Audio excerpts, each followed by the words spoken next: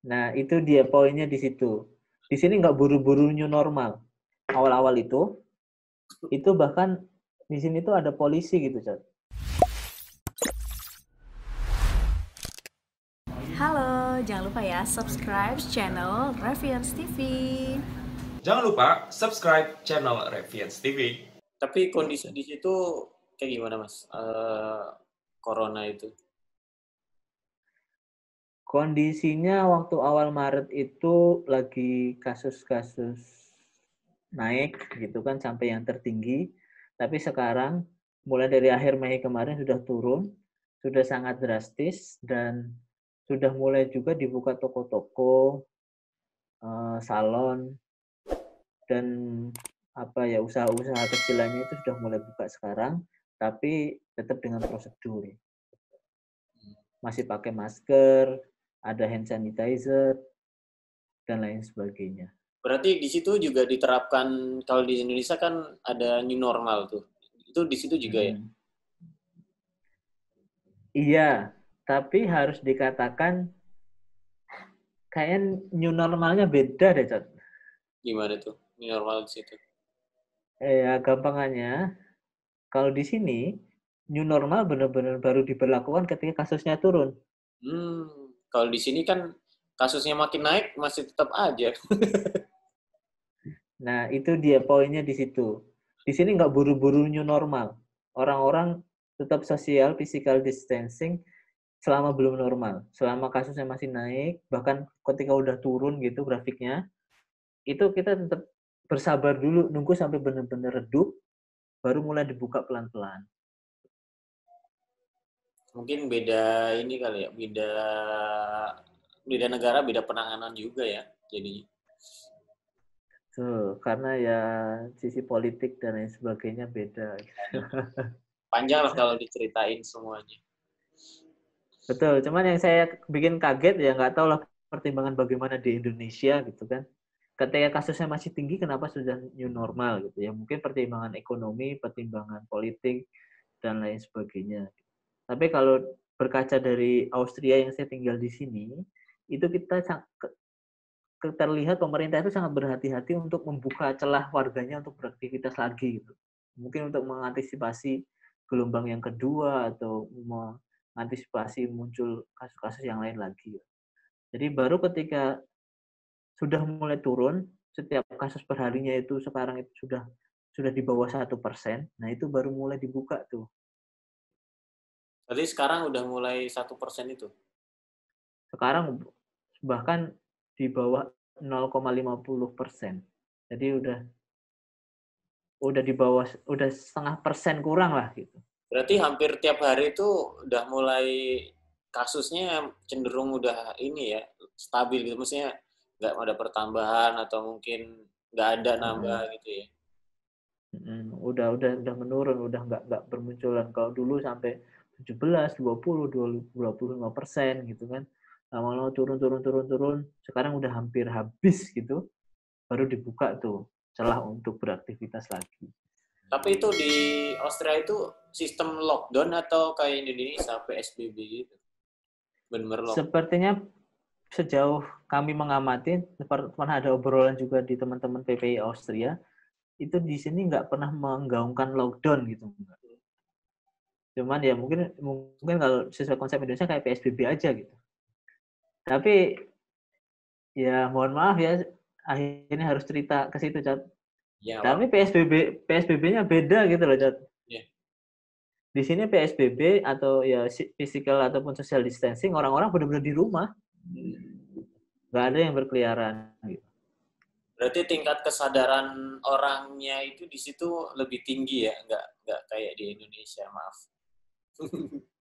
Iya betul, bisa dibilang kayak gitu. Di Indonesia tau nggak Bang, kemarin puasa aja, puasa nih, sore-sore orang masih pada nyari itu takjil pinggir jalan, macet. Gitu ya. Itu PSBB loh Jakarta. Ya, Oh, bener-bener apa ya, orang Indonesia tuh aduh nggak tahu lagi dah. Berarti kalau di situ orang-orangnya bener-bener kalau udah di rumah aja ya, nggak ada yang keluar sama sekali. Kecuali kalau kebutuhannya udah habis atau apa baru dia keluar. pada waktu saat-saatnya penerapan sosial atau physical distancing awal-awal itu bahkan di sini tuh ada polisi gitu, Cak. Yang menegur kalau ada orang kumpul, yang menegur kalau ada orang jalan bergerombol lebih dari 3, itu ditanya. Karena di sini benar ya, itu tadi orang udah pada di rumah masing-masing. Kalau keluar itu hanya boleh untuk ke supermarket, untuk berobat, beli ke apotek, dan juga hanya boleh bareng dengan orang yang satu keluarga. Jadi misalkan jalan berdua bertiga, itu ditanya ini satu keluarga atau enggak. Jadi nggak boleh main keluyuran bareng-bareng. Nah, contohnya misalkan di supermarket itu juga benar-benar diterapin gitu. Ketika masa-masa itu, tapi sekarang sudah mulai longgar, kita harus pakai masker, itu udah dari awal. Kemudian ke supermarket itu harus pakai troli belanja yang dorong itu loh. Jadi nggak boleh masuk cuma badan doang, mungkin untuk bikin jarak gitu kan. Jadi kita harus pakai troli dorong. Nah, baru mau masuk ke supermarket. Dan yang di supermarket pun juga dibatasin orangnya, nggak boleh semuanya masuk terus penuh gitu, nggak boleh. Dan orang-orang juga saya lihat memang langsung sepi, nggak ada yang keluar, ya keluar hanya untuk beli kebutuhan tertentu. Antar daerah kalau di sini kan kayak gue ke Jawa itu agak susah ya. Kalau di situ gimana? Orang-orangnya ke daerah. Kalau untuk travel, untuk perjalanan yang dalam negeri masih mudah, kita boleh bebas aja, nggak usah pakai apa itu SIKM, surat apa Cat namanya? Surat itulah kalau kita dari Jawa ke Jakarta itu harus ada surat izin itu. Nah di sini enggak, kalau di selama masih di dalam Austria kayaknya enggak. Tapi kalau udah keluar naik pesawat itu dibutuhkan surat-surat kesehatan kayak gitu. Soalnya kan kemarin teman gue nih dari Surabaya kan ke mana namanya Pontianak itu suratnya buset dari ribet, harus tes rapid, dapat surat-surat ini itulah, pokoknya nggak kayak biasanya gitu, dokumentasinya banyak banget yang harus diurus. Itu dari ini ya, dari Surabaya ke Pontianak, belum kalau dia dari luar daerah ke Jakarta itu lebih ini lagi, ada surat-suratnya lebih banyak lagi. Terus mahal lagi yang ngurusnya. Ya rapid aja di sini. Kemarin temanku di mana Mojokerto itu 400.000 rapid test. Lumayan. Ya, benar. Dari pihak KBRI Austria sekarang juga, kemarin juga share informasi kalau mau balik ke Indonesia harus pakai surat kesehatan dan juga harus pakai pengantar dari KBRI. Anjay. Harus benar. Gitulah. Makanya ini nggak tahu nih liburan bisa pulang ke Indonesia atau enggak ini.